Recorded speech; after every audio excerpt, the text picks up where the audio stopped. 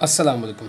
आज हमारा दूसरा टॉपिक है जिसका नाम है एरा ऑफ महमूद गज़नवी। ये रहा एरा ऑफ महमूद गज़नवी को हम डिस्कस करेंगे। ठीक, जैसे हमने अपने पहले लेक्चर में एरा ऑफ मोहम्मद बिन कासिम को डिस्कस किया था, इसी तरह आज जो हमारा टॉपिक होगा वो होगा एरा ऑफ महमूद गज़नवी को हम डिस्कस करेंगे। ठीक, तो मैंने पहले से ही बुलेट्स पॉइंट्स तैयार कर लिए हैं ताकि आपको नोट्स बनाने में भी कोई दिक्कत ना हो और समझने में भी हमारा कम से कम टाइम लगे। ठीक, तो चलिए अपना हम टॉपिक स्टार्ट कर लेते हैं।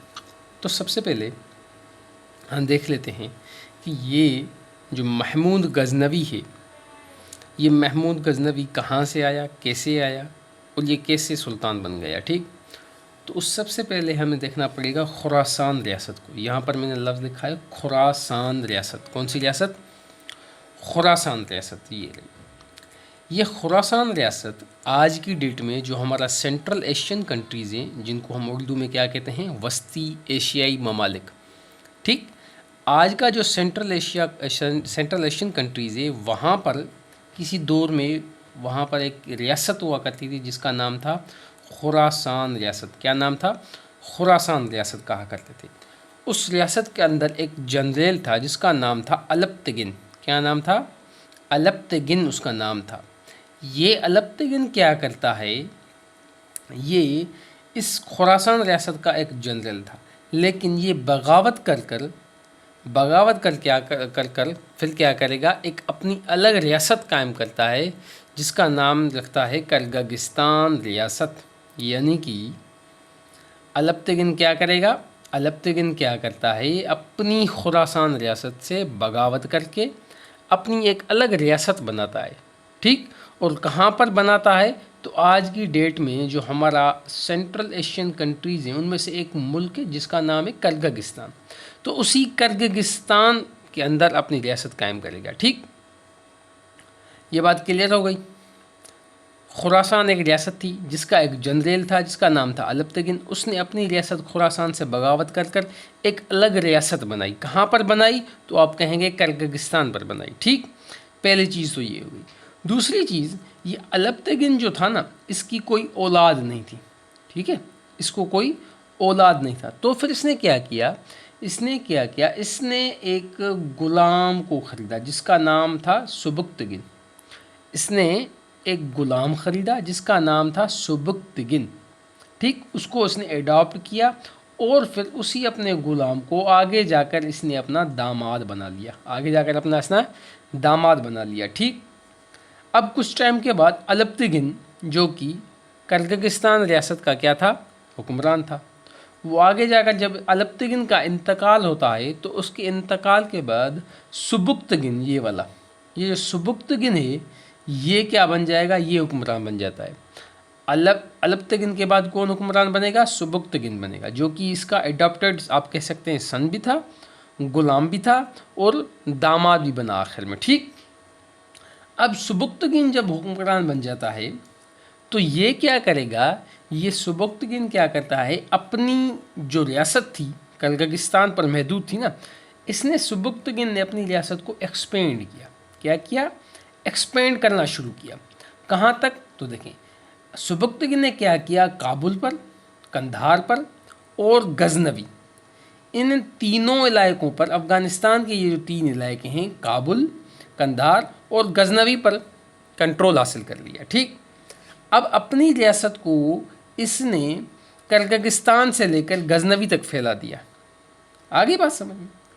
फिर इसने अपनी रियासत का नाम रखा। पहले इसकी रियासत का कोई नाम नहीं था क्योंकि एक छोटी सी रियासत थी। अब जब सुबुक्तगिन ने रियासत को एक्सपेंड किया, यानी कि काबुल, कंधार और गज़नवी पर अपना कब्ज़ा जमा लिया, तो उसके बाद अपनी इस रियासत का इसने नाम रखा। नाम क्या रखा? गज़नवी सल्तनत। क्या रखा? गज़नवी सल्तनत। और कब रखा? तो 977 में। 977 ये वो साल है जब सुबुक्तगिन ने अपनी रियासत की बुनियाद रखी जिसका नाम था गज़नवी सल्तनत। अगर आपसे सवाल पूछा जाए कि गज़नवी डायनेस्टी का बानी कौन है, who is the founding father of Ghaznavi dynasty, तो आप कहेंगे भाई गज़नवी डायनेस्टी की बुनियाद सुबुक्तगिन ने रखी। किसने रखी? सुबुक्तगिन ने रखी थी। ठीक है, और कब रखी तो आप कहेंगे 977 में रखी थी। कब रखी थी तो आप कहेंगे 977 में रखी थी। और उन दिनों में ये जो गजनवी डायनेस्टी थी इसका कैपिटल जो था वो था गजनवी, इसीलिए इन्होंने अपनी डायनेस्टी का नाम भी गजनवी रखा था। आगे बात समझ में। अब आगे बढ़ते हैं और देखते हैं सुबुक्तगिन के दो बेटे थे। सुबुक्तगिन के दो बेटे थे। एक के बेटे का नाम था महमूद गजनवी, जिसका जन्म 971 में हुआ था। उसका नाम क्या था? महमूद गजनवी। और दूसरा इसका बेटा था, उसका नाम रखा इसने इस्माइल गजनवी। एक का नाम रखा महमूद गजनवी, दूसरे का नाम रखा इस्माइल गजनवी। ठीक, तो ये था इसका अपना ऑफ स्प्रिंग, इसकी जो औलाद थी, ये इसके दो बेटे थे। ठीक, अब हम आगे देखेंगे तो सुबक्तगिन के दौर में क्या होता है। 986 में क्या होगा, एक राजा था जिसका नाम था राजा जयपाल, जो कि लाहौर का राजा था। ठीक, यानी कि इंडिया वाली साइड जो लाहौर है उसका राजा था, जिसका नाम था राजा जयपाल। इसने क्या किया, 986 में इसने काबुल के अपना अफ़गानिस्तान के इलाके जलालाबाद पर हमला किया।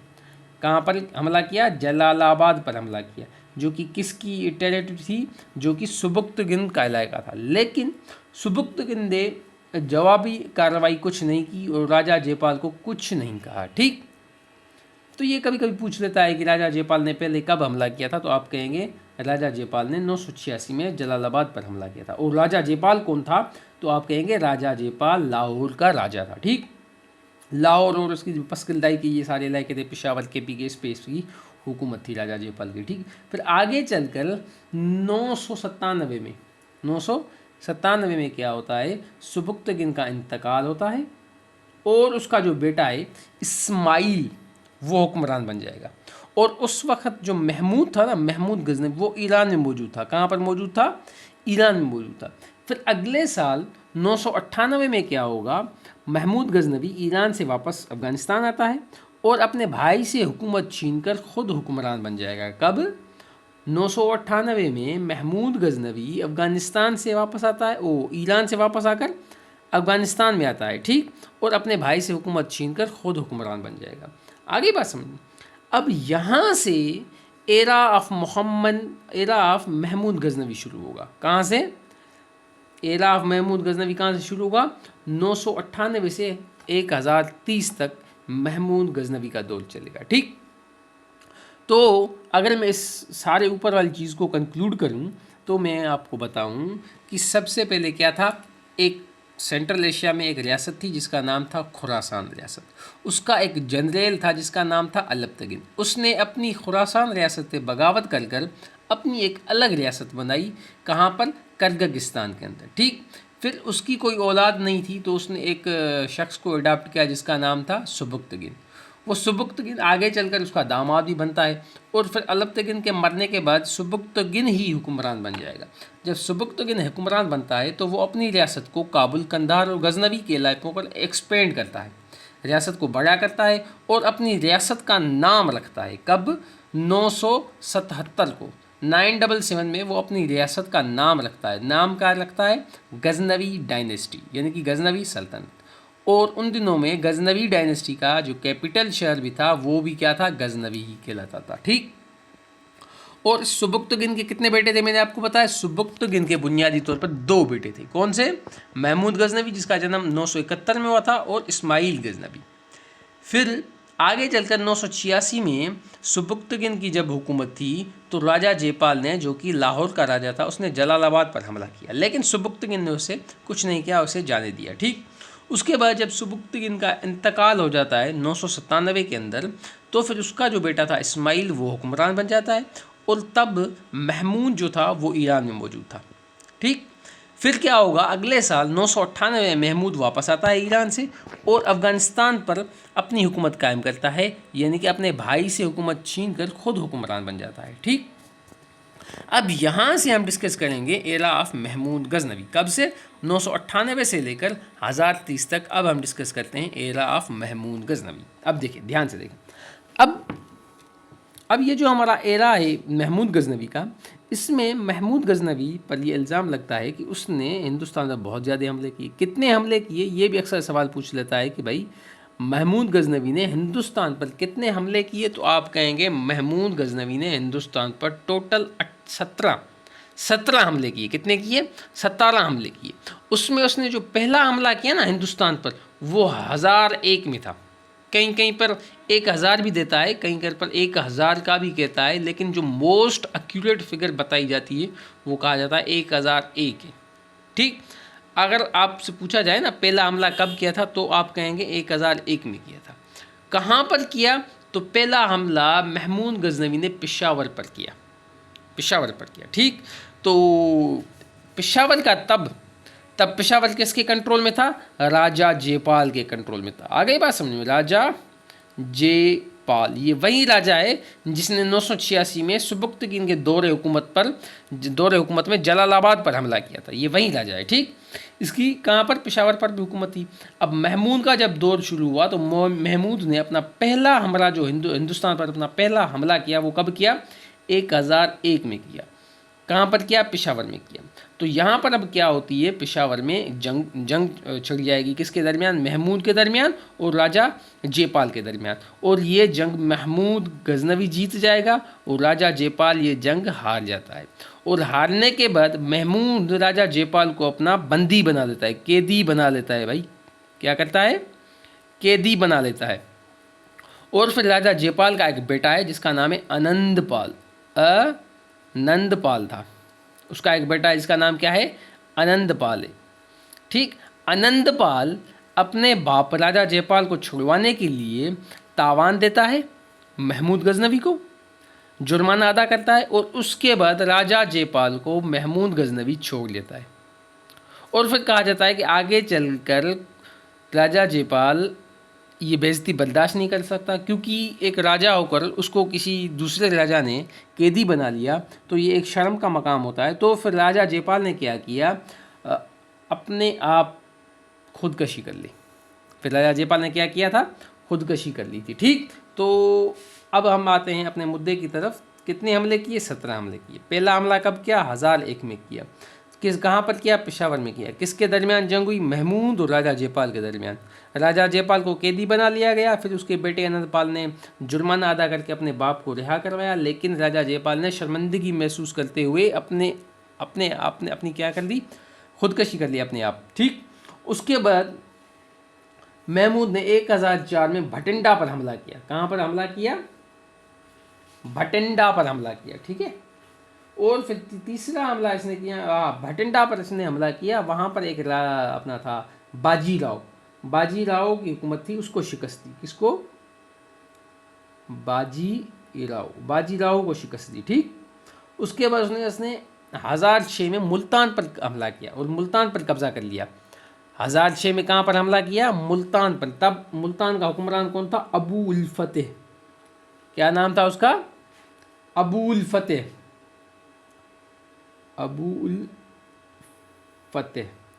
ठीक, क्या नाम था? अबू उल फतेह नाम था। 1006 में इसको भी शिकस्त दी। ठीक, उसके बाद इसने 1021 में लाहौर पर हमला किया। कहाँ पर हमला किया भाई? 1021 में इसने लाहौर पर हमला किया और लाहौर पर कब्जा कर लिया। और कहा जाता है जो तारीख का सबसे पहला लाहौर का जो सबसे पहला मुसलमान गवर्नर था उसका नाम था अय्याज। क्या नाम था भाई?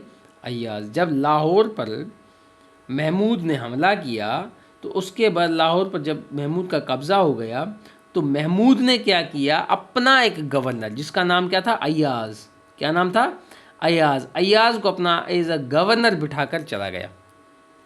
महमूद वापस गजनवी चला गया और लाहौर पर जो उसने कब्ज़ा किया तो उसने अपने एक असिस्टेंट जिसका नाम था अय्याज उसको बिठा गया। ठीक, उसके बाद इसने अपना तारीख का जो आखिरी हमला किया हिंदुस्तान के ऊपर, जो आखिरी इसका हमला था वो था 1026 के अंदर। कई किताबों में 1024 भी आता है, लेकिन जो मोस्ट एक्यूरेट समझा जाता है वो 1026 समझा जाता है। ठीक है, तो इसने जो अपना आखिरी हमला किया वो कब किया? 1026 में किया। कहाँ पर किया? तो ये गुजरात में किया। गुजरात में एक मंदिर था जिसका नाम था सोमनाथ का मंदिर। कौन सा मंदिर? सोमनाथ का मंदिर। ये बहुत ही फेमस, इसका जो आखिरी हमला था बहुत फेमस है। ये अक्सर पूछ लेता है कि आखिरी हमला कहाँ पर किया? गुजरात में किया। किस पर किया? तो गुजरात के अंदर एक सोमनाथ का मंदिर था जिस पर किया, और यहाँ पर कहा जाता है कि हिंदुओं का भगवान की मूर्ति है, उसका नाम है अपना भगवान शिवाजी। भगवान शिवाजी नाम है। क्या नाम है? शिवाजी। ये सवाल नहीं पूछेगा, लेकिन ऐसे ही आपको बता रहा हूँ। आखिरी हमला सोमनाथ के मंदिर पर किया, जहाँ पर हिंदुओं का जो भगवान था उसका नाम था शिवाजी, मूर्ति थी जो, उसका नाम था शिवाजी। ठीक। अब कहा यह जाता है कि ये जो आखिरी हमला किया अपना महमूद गजनवी ने सोमनाथ के मंदिर पर, इस हमले से उसको इतना सोना मिला जो उसने फिर दोबारा रुख ही नहीं किया हिंदुस्तान की तरफ दोबारा आया ही नहीं, इतना सोना था। यानी कि सोमनाथ के मंदिर से इसको एक तो बहुत ज़्यादा सोना मिला, और दूसरा ये जो आपने पत्थर का नाम सुना, कोहिनूर का हीरा, ये भी यहीं से सोमनाथ के मंदिर से अपना महमूद गजनवी के हाथ लगा था। कौन सा हीरा? कोहिनूर का हीरा, जो आज की डेट में कहाँ पर मौजूद है? तो आज की डेट में ये जो अपना बादशाह है यूके का, किंग चार्लेस 3, उसका जो ताज है ना, उसके अंदर लगा हुआ है। कोहिनूर हीरा आज की डेट में कहाँ पर है? किंग चार्लेस 3 उसके क्राउन में, वो जो ताज पहनता है ना, उसके ताज में लगा हुआ है। ठीक। तो ये बात समझ में आ गई। आखिरी हमला 1026 में गुजरात में सोमनाथ का मंदिर था, वहाँ पर किया, जिसके नतीजे में अपना महमूद गजनवी के हाथ बहुत ज़्यादा सोना और हीरे जवाहरात लगे। ठीक। उसके बाद ये इसके हमले के बारे में थी। ये जो मेजर हमले इसने किए ना, उसको हमने डिस्कस किया। पहला डिस्कस किया, आखिरी किया, मुल्तान, लाहौर वाला और भटिंडा वाला। इसने तो वैसे तो टोटल हमने 17 किए ना, हम एक को डिस्कस नहीं करेंगे, उनको डिस्कस किया है जहाँ पर, जो कि बहुत ज़्यादा इंपॉर्टेंट है, या 1 पेपर के एतबार से पूछे जाते हैं। ठीक। अब हम देख लेते हैं कि महमूद गजनवी के 2 टाइटल थे। एक तो महमूद गजनवी को बुत शिकन कहा जाता था। क्या कहा जाता था? बुत शिकन। इस लफ्ज़ की माना है, बुत शिकन की माना है बुत तोड़ने वाला। क्या? बुत तोड़ने वाला। क्योंकि ये जो सोमनाथ के मंदिर में इसने शिवाजी का बुत तोड़ा था ना, शिवाजी का जब इसने बुत तोड़ा, तो उसके नतीजे में इसको सोना और ये जो हीरे जवाहरात मिले, तो इसीलिए कहा जाता है महमूद को तारीख में क्या कहा जाता है? बुत शिकन, यानी कि बुत तोड़ने वाला। ठीक। और दूसरा इसको कहा जाता है किडनैपर ऑफ स्कॉलर्स कहा जाता है। ये अक्सर क्या करता है, इसके दौर में जो भी अपना स्कॉलर्स हुआ करते थे, या जो ज़हीन लोग हुआ करते थे, इनको अक्सर ये लालच देकर या अपनी रजामंदी से उनको क्या करता था? अपनी दरबार में बुला लेता था, यानी कि उनको अपने साथ रखता था। जो भी स्कॉलर होता था उसको ये या तो लालच देता था, या अगर नहीं आते तो बाय फोर्स उनको अपने साथ लेता था। ठीक। और इसके दौर का एक मशहूर अपना क्या कहते हैं स्कॉलर था, जिसका नाम था अल बैरूनी। आपने नाम सुना होगा, अबू रेहान अल बैरूनी जिसका फुल नाम है, और फेमस वो है अपना अल बैरूनी के नाम से। अबू रेहान अल बैरूनी से कहा जाता है। ये किसके दौर के था? किसके दौर में था? तो आप कहेंगे ये महमूद गजनवी के दौर के था। और ये महमूद गजनवी के साथ हिंदुस्तान भी आया था। झेलम में ये आबाद हुआ, और यहाँ इसने रेडियस ऑफ अर्थ भी मालूम किया है। ठीक है। तो ये था अल बैरूनी। और अब हम देख लेते हैं, ये सारा अपना हो गया किसके बारे में? एरा ऑफ महमूद गजनवी के बारे में। एरा ऑफ महमूद गजनवी कब शुरू होता है? तो आप कहेंगे 998 से शुरू होगा, 1030 में मुकम्मल हो जाता है। इसने टोटल हिंदुस्तान पर 17 हमले किए। उसमें जो पहला हमला था उसने पेशावर पर किया, और जो आखिरी हमला था उसने सोमनाथ के मंदिर पर किया। और लाहौर में इसने कब? 1021 में हमला किया, मुल्तान पर 1006 में किया, और भटिंडा पर 1004 में किया। ठीक। तो ये इसके जो अपना मेन इवेंट थे वो हमने डिस्कस किए। और इसके 2 लक़ब हैं, एक तो इसको बुत शिकन भी कहा जाता है, दूसरा इसको किडनैपर ऑफ स्कॉलर्स भी कहा जाता है। इसको एक तीसरा लक़ब भी दिया जाता है, यमनुद्दौला भी कहा जाता है। अब्बासियों ने इसे लक़ब दिया था यमनुद्दौला। ये लक़ब इसे कहीं पर दिया जाता है। ठीक।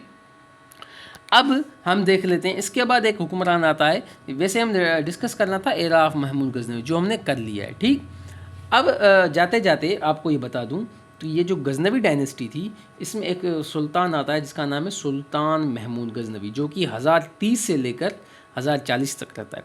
इसके दौर में दाता गंज बख्श हिजवेरी आते हैं। ये बुनियादी तौर पर जो दाता गनबख्श अजवेरी हैं ये गजनवी के रहने वाले थे, यानी कि अफ़गानिस्तान के। इन्होंने माइग्रेशन करके लाहौर आए थे। ये माइग्रेशन करके कहाँ पर आए? लाहौर आए, वहाँ पर आबाद हुए।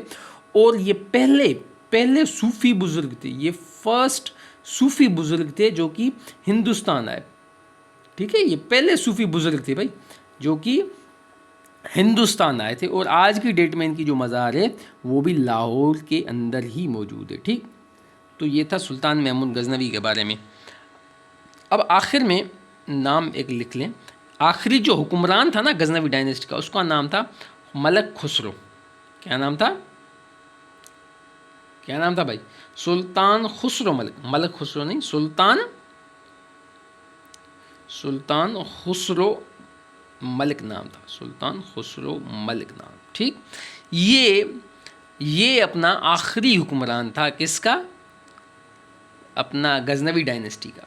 इसका जो दौर है वो 1160 से लेकर 1186 तक होता है। 1160 से लेकर 1186 तक होता है। इसको मलिक खुसरो से हुकूमत जो छीनने वाले होते हैं वो होते हैं गोरी, जिसका नाम था गयासुद्दीन गोरी और शहाबुद्दीन मोहम्मद गोरी। ये दो भाई थे। इन्होंने मलिक खुसरो मलिक को शिकस्त दी।